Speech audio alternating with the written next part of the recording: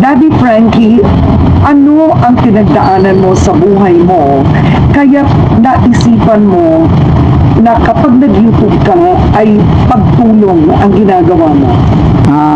Kung sa pinagdaanan sa buhay siguro, sobrang hirap. Sa pag-YouTube kasi hindi naman sinasadya yun kasi wala akong idea dyan sa social media before dahil ako'y mahirap na tao lang talaga. Ano ba talaga ang trabaho ni Daddy Frankie bago ka naging vlogger? Nagluto ako sa Japanese restaurant. Nag-start ako bilang dishwasher hanggang sa naging head chef ako. 18 years ako sa Japanese restaurant. Sabi ko, masarap pala sa pakiramdam na kahit in a little way, nakakatulong tayo. Then na-inspired na rin ako na alam ko natutuwa si God sa mga ginagawa ko. Awa ng Diyos, nagtuloy-tuloy hanggang sa hindi ako tumigil. Gusto ko talaga na kapag gawa ko ng mission na para kapulutan din ng iba, gaya din ng may mga kababayan tayo nakakulong na dyan, depression, sinukuan na ng kanilang mga pamilya, kagaya ni Oliver ngayon na inabandon na ng pamilya for 20 years sa kulungan, halos hindi na nila mapakain.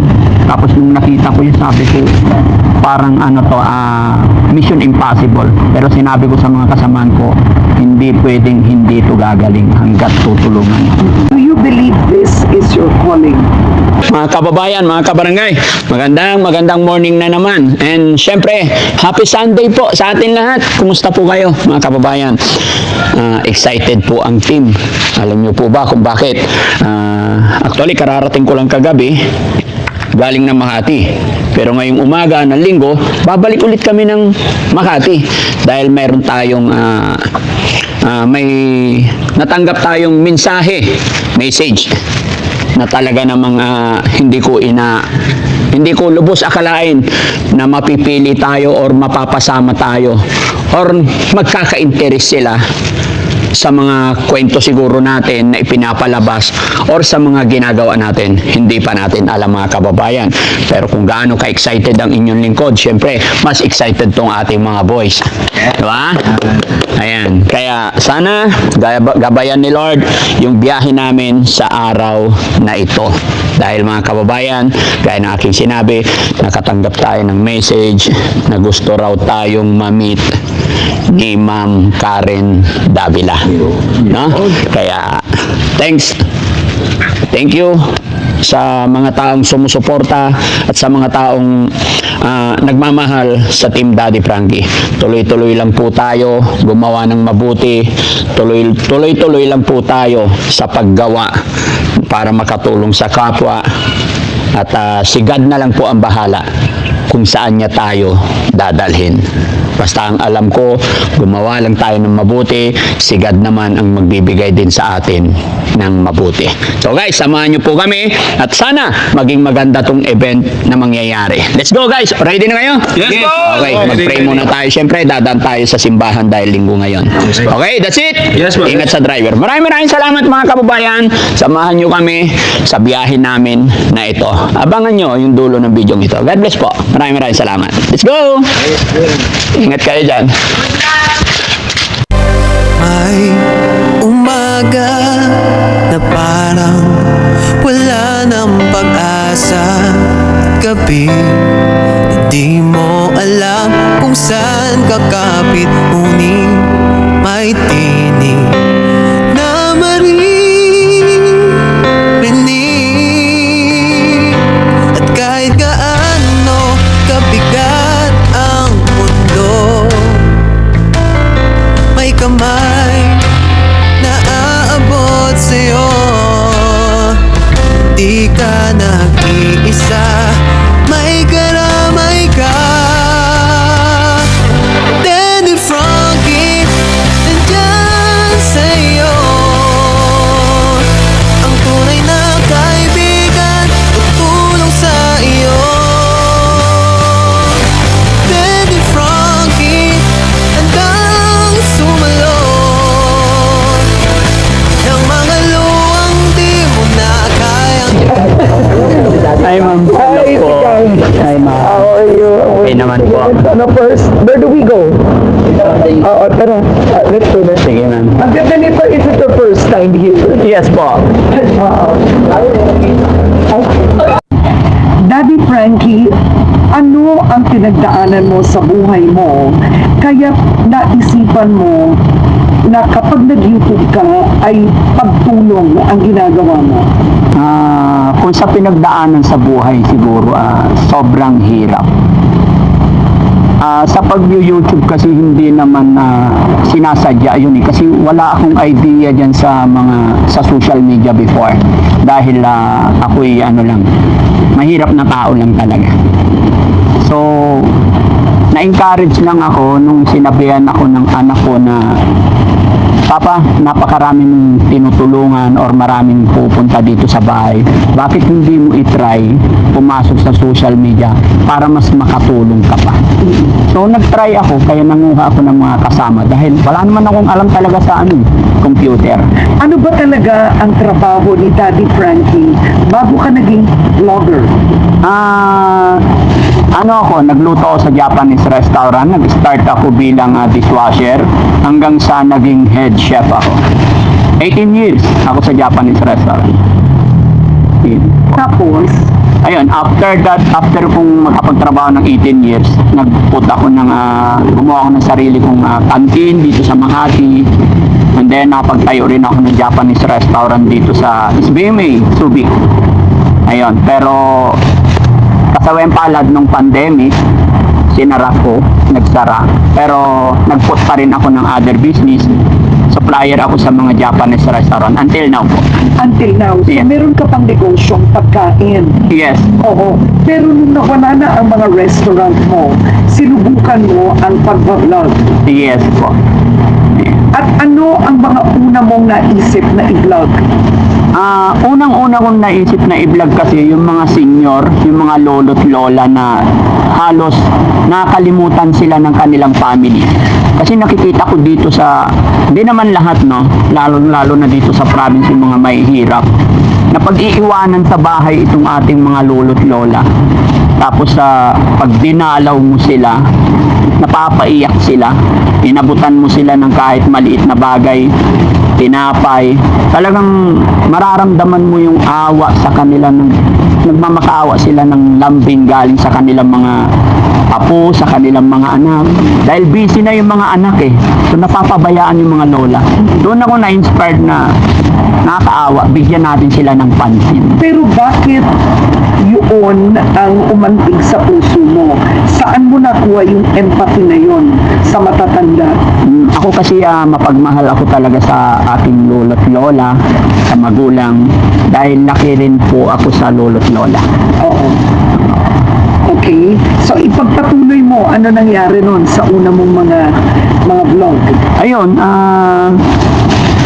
nung nakita ko na nakakatulong ako, sabi ko, masarap pala sa pakiramdam na kahit in a little way, nakakatulong tayo. Then, na-inspired na rin ako na alam ko natutuwa si God sa mga ginagawa ko.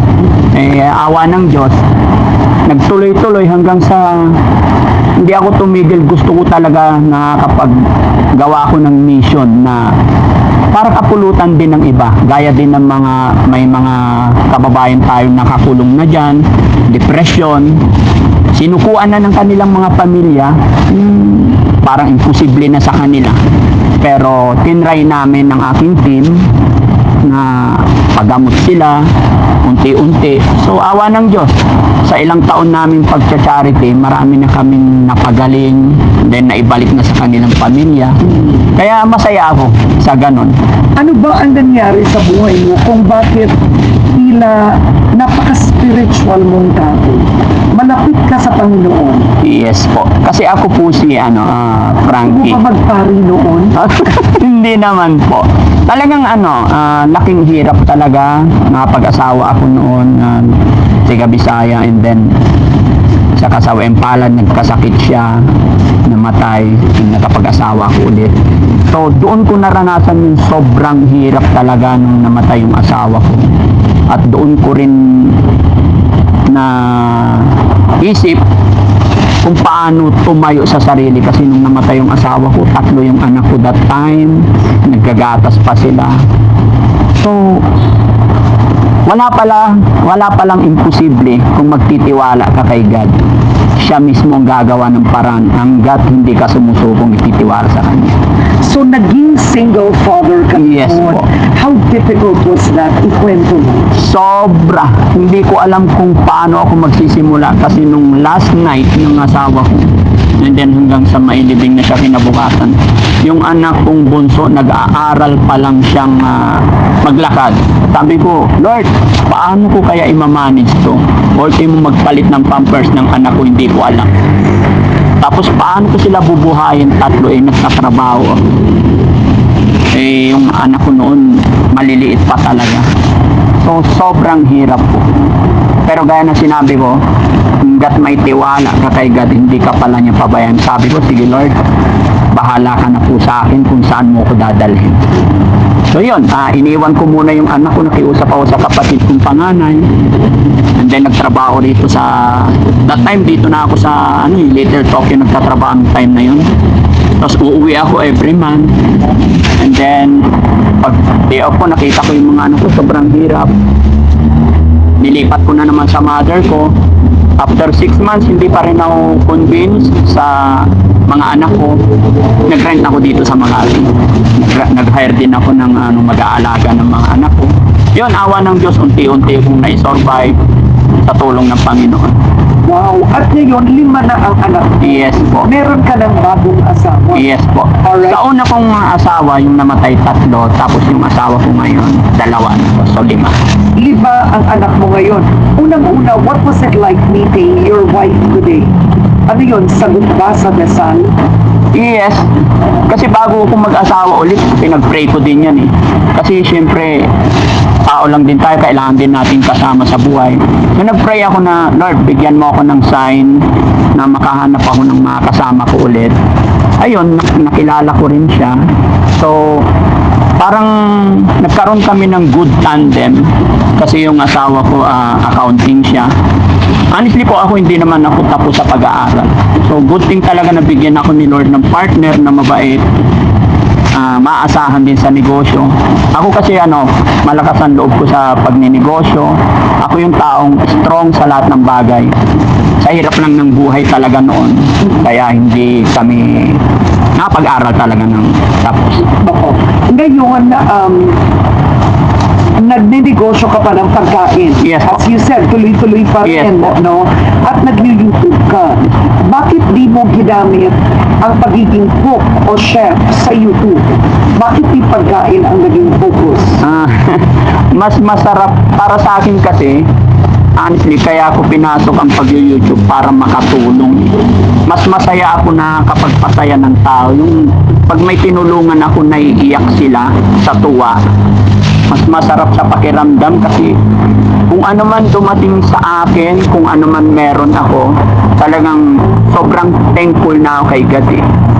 Alam kong maliit na bagay lang kung ano man meron ako ngayon, pero para sa akin, pinagpapasalamat ko na lang ng sobra. Kaya gusto ko na lang pong makatulong kahit paano mag-share sa mga blessing na meron ako. Sa mga una mong nagawang storya, sino ang natulungan mo who really impacted your life? Sa mga nauna, marami na akong natulungan. Pero may mga napagawan ako ng bahay, especially si Steph, na talagang takot sila sa magulang nila, pero kinausap ko sila. And then, pinagawan namin ng sariling bahay. And then the rest, yung mga kagaya ni Oliver ngayon na inabandon na ng pamilya for 20 years sa kulungan, halos hindi na nila mapakain. Tapos nung nakita ko yung sabi ko, parang mission impossible. Pero sinabi ko sa mga kasamaan ko, hindi pwedeng hindi ito gagaling hanggat tutulungan. So ngayon, awa ng Diyos, unti-unti na siyang gumagaling. Itong Kuya Oliver na po, matagal mo na itong tinutulungan. Bago pa lang siya, siguro 7 months, ganyan, 6 months. Ang tagal nun wow, tuloy-tuloy, kumbaga committed ka. Yes po. Pero nagkakaroon din ng controversy. May iba na Sinasabi, ginagamit mo ang kahirapan ng ilang tao tulad ni Oliver. Anong response mo doon? Kahit saan man tayo magpunta dito sa mundong ibabaw, kahit anong gawin natin, hindi natin mapiplace yung tao eh. Basta ako, sa sarili ko, alam kong gumagawa ako ng tama. Hindi ako nagpapatinag sa mga basher, ganun. Pero ano ba ang issue ng ilang tao kay Oliver? Issue, yung kapatid, kasi kung ano yung privilege na nabibigay namin dito sa beneficiary, gusto nilang humingi din. Although ginagawan ko ng paraan para walang maging problema, tinutulungan pa rin yung mga kapatid as long as kaya. Hindi ba ang hirap ng Daddy Frankie, tumutulong ka, pero you are getting involved in the complication of the lives of others? Mahirap po talaga minsan. Minsan, sabi ko, tama ba to? Ginagawa ko na ang lahat. Kasi may time din na napapagod ako. Pero sabi ko, tama ba to? Bakit may nababasa pa tayong ibang comment na, yun nga, hindi natin ma-replace. Pero kinabukasan, bangon pa rin. Sabi ko, hindi. Hindi bibigay ni God itong mga ganito. Kasama talaga sa buhay. So si Oliver ngayon, pinatayuan mo ng bahay. Not yet, nasa bahay, nasa shelter pa namin. Yun, ikwento mo yun. So si Oliver, nasan ngayon? Si Oliver ngayon, actually kahapon, dinala namin siya sa bahay pagamutan, and then binalik sa shelter. Yun, may staff din ako nag-aalaga sa kanya doon. To turn over namin sa pamilya niya pag fully recover na siya. And then, may budget din siya na kung talagang magiging okay na siya, pagagawan namin siya ng sarili niyang tirahan kung kaya. Hindi biro ang ginagawa mo. Unang-una, may shelter ka pa. Yes po. Itong shelter sa Pangasinan, magkano ang puhunan na kinailangan mo to put up the shelter? Because meron kang nag-aalaga doon. Opo. May kuryente yun, Yes. may gamit yun, may tubig yun. Medyo malaki rin kasi sa pagpapatayo pa lang ng shelter hanggang may ilang kwarto yon, medyo malaki-laki rin. Hindi ba nagalit ang misis mo na grabe naman, kailangan pa ba tayo mag-shelter? Pati mo na lang bigyan sila ng pera o pang negosyo. Hindi naman kasi yung honey ko very supportive naman. Very supportive siya sa lahat ng bagay. Saka sinasabi ko nga sa kanya, honey, kung ano man meron tayo ngayon, ipasalamat natin kaya mag-share tayo. Kasi sa totoo lang, bago kami magkakilala ng honey ko, talagang nangungupahan lang ako dito sa Cali. Pero nung nagkaroon ako ng business, bless tayo ni God, ako na po yung nagpapaupa, may paupahan na po. Wow, so talagang you believe God's blessings. You want to pass. You want to share it. Yes. Itong shelter na ito, did you pray for it? Did you have a vision? Shelter, ano yan hindi ko rin inaasahan na magagawa ko yan. The way na nagsa-charity kami, sabi ko, parang siguro will ni God na makagawa ako. Kasi kahit ako hindi ko talaga plan or what Si God na lang mismo ang nagpaparamdam na kailangan natin gumawa ng ganito para dito natin ilagay yung mga alaga natin. Kasi vlogger lang, maliit lang naman ako. Ang hangarin ko lang naman is makatulong. So hanggang doon lang muna. Pagka may nakaka-recover, may gumagaling, and then rescue kami ulit. And when you say recover from what? Sa Ano mga- ba to? Let's say, ano ba to? Drugs? Hindi na natin alam, pero yung mga depression kasi sari-sari na yan, hindi mo na alam kung saan nanggaling yung mga sakit nila, possible na ganun. Pero mga doktor naman na nagsasabi pagka okay na, yun, makikita rin natin sa patient natin na normal na siya, nakakausap na namin, at sila na mismo nagsasabi, gusto ko nang bumalik sa family ko. Yun, saka namin ililit go. Meron ka bang nire-rescue na nasa shelter na homeless? Opo, meron. Hindi ba ang hirap nun psychologically? Sobrang hirap. Kailangan ng habang pasensya talaga. Saka, yun, kailangan hindi ka maselan. So may pagbagong dating kasi may sariling CR pa sila. Then parang step by step yan bago mo maipasok talaga sa yung community nila. Pero meron ba halimbawa, if it's a homeless individual, may nagpapaligo ba, tutulong sa hygiene, may psychiatrist, therapist? I-consult namin regarding pagsama kasi hindi naman mag-i-improve yan pag hindi pa-check sa psychiatrist. Pero syempre, pag review namin, focus muna ang team, paliguan, pakainin, then hanapin yung family. Pag andyan na yung family, may representative na dalhin natin. So, sagot naman namin lahat ng expenses niyan, sasakyan, lahat. At Daddy Frankie, saan mo nakukuha lahat ng panggastos? Honestly, syempre, galing sa business, sa umpisa, sa business namin. And then, nung sinuwerte, after 1 year, may counting revenue din. So, yun ang talagang expenses namin. Oo. So, kumbaga, ang revenue sa YouTube, ibinabalik mo rin sa pagtulong. Yes po. Yun ang ginagawa mo. Yes po. Oo. Ngayon, bukod sa shelter, meron ka rin housing. Yung housing naman, ma'am, ano yun eh, halimbawa, pagka itong nakita namin tao na walang kakayahan maggawa ng bahay, yun pinapagawan namin. Yun lang, pagkatapos na, Sinabi mo pinapagawan, anong ibig sabihin nun? Binibigyan mo 200,000, 1,000,000, or what does that mean? hindi naman, wala pa namang umabot ng milyon. Like dito sa Cavite, may pinagawan kami, 340,000. Ganon. Pero mahal din yun. Yes Hindi po. naman yan bagya. Oo. Pero okay lang naman kasi galing din sa revenue ng mga upload natin. Kaya nga sabi ko, very blessed ako na natutunan ko rin sa social media kasi nakakatulong po talaga. Do you feel blessed in YouTube? Yes po. Kasi ako yung taong wala nga alam sa computer, hindi ako marunong. Pero bakit na-manage ko with the help of God? Kaya sabi ko, very blessed ako kasi marami ring tao dyan na magagaling pero hindi pa sila siniswerte para magkaroon ng views. Kaya masasabi kong blessed po talaga. Sa mga natulungan mo no, sa shelter, sino ang talagang na-touch ka sobra dahil nagbago ang buhay niya?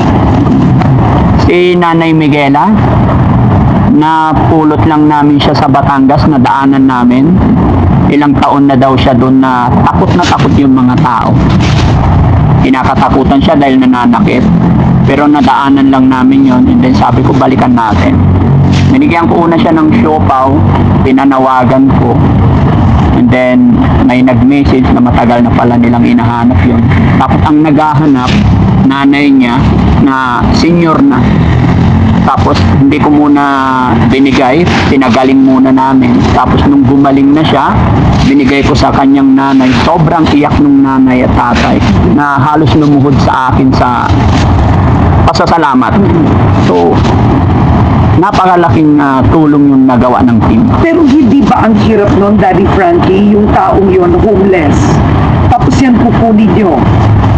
Do they willingly go immediately or ayaw? Ayaw. O pag ayaw, what do you do? Balik-balikan namin ng mga 3 beses attempt. Una, pag first meet, pakainin mo lang, pakilala ka. And then, sunod na araw, balikan mo, bigyan mo ulit. Hanggang pangatlo, panlima, sasama na yan. Pero hindi pa dangerous yun kasi ikaw, mabuti ang pakay mo. Pero may mga iba pwedeng gawin yun pagkatapos i-traffic ang tao. Yes po. Pero gaya ng sinabi ko, nagkikipag-communicate kami sa family. So mayroon kaming assurance na nagpaalam na kami na pwede namin kunin to, i-rescue namin to. Kung pumapayag sila, kasi nakilala naman na ako, may tiwala na sila. Para sa akin, pag may mga taong gagawa ng ganon, parang frame up, titiwala lang ako kay God. But how did you contact the family? Or nung pinanawagan mo, they contacted you? Yes, nagme-message sila, nagre-reach out sila sa amin. Ang hirap. Hindi ka ever ba natakot sa mga ginagawa mo? Hindi naman. Although, syempre, at sa mga taong ganun talaga, hindi mo alam kung saan sila a-attack. Talagang naka-ready rin ako. Yun, naka-ready tayo. Do you believe this is your calling? Siguro po. Basta masaya ako na nakakatulong ako at hanggat kaya ko gagawin ko. Pero masaya ako, tuloy-tuloy. Hanggat may lakas ako, hanggat pinagkakalooban tayo ni God ng kalakasan. Oo. Tutuloy ka lang. Tuloy lang. So, how do you handle issues, for example, eto no, one of your rescued, isa sa mga ni-rescue mo, yung ina, si Rona, Opo. yung ina niya, ang nangyari, nagre-reklamo. Sinabi hindi daw sapat yung binibigay mo ng 10,000 a month. Believe na ako, nagbibigay ka ng 10,000 a month. Opo. What do you do? Kinakausap ko, ini-explain kong maigi na pasalamatan nila kung ano yung nakakayanan ko kasi ako, hindi naman ako government or what. Tumutulong lang ako sa way na makakaya ko. In-explain ko pa rin maigi. Yeah, you are patient. Yes. Oo. Kailangan. Pero how long do you help? Like yung 10,000 a month, gaano katagal yun? Babalik naman ako sa kanila. Basta kung ano yung period time na sinabi kong babalik ako, Oo. babalikan ko sila. Tapos kapag may trabaho na maayos Yes. na, Ini-explain ko rin na hindi habang buhay nandyan ako. Kasi marami pa tayong mga kababayan na nangangailangan ng tulong. So, maghanap din sila. Tinuturuan natin silang manghuli ng isda. now, may mga fake pages na Daddy Frankie. Ang dami. Humingi ng Gcash, Opo. mag-donate. What are you gonna do with that? Ginagamit ang pangalan. Kaya nga po, ang aking mga editor, ang aking mga kasama, sila yung inuutusan ko dahil sila yung nakakaalam dyan na para i-track, para pa-stopin sila. Huwag silang gagamit ng pangalan ko, huwag nilang gamitin sa masama. When people say that you do poverty porn, are you familiar with that term? Yes po. Poverty porn, taking advantage of those who are poor, making it very tabloid-like. Naranasan rin namin yan sa telebisyon, di ba? May akusasyon na Yes. Anong pakiramdam mo? What is your response? Minsan masasaktan ka, pero para sa akin kasi, kung hindi natin to gagawin, like me, kagaya ng mga taong natulungan ko, sige, sabihin nila, poverty porn. Pero isa lang iniisip ko kung hindi ko ginawa itong ginagawa ko ngayon, sino ang nakatulong kay Kuya Oliver? Sino ang nakapagbigay ng bahay? Hindi ko na sinasabing nakatulong sa lahat. Sample, sa mga natulungan. Diba? Sino ang gagawa? Kaya kahit anong sabihin nila, basta para sa akin is, alam kong nakatulong ako, dead ma po. Binansagan kang anak ng Pangasinan. Yes po.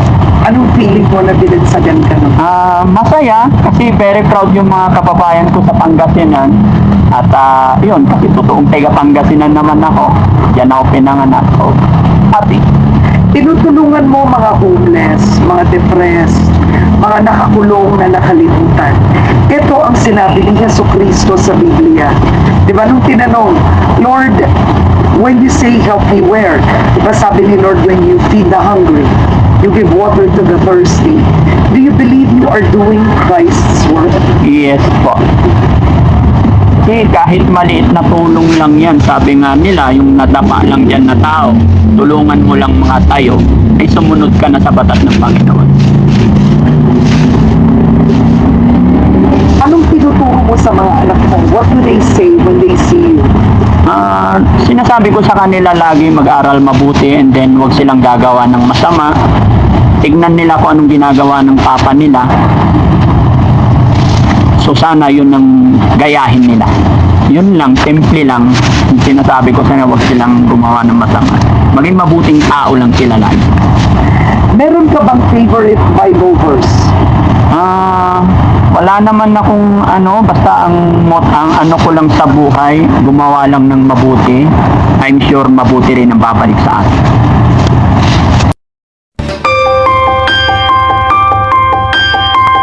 Oh, yun mga kababayan, mga kabarangay, no? Awa ng Diyos, natapos po yung shoot natin with Miss Karen Davila. Maraming salamat po at mga kababayan, abangan nyo po, exciting po ito. Maraming salamat, God bless po.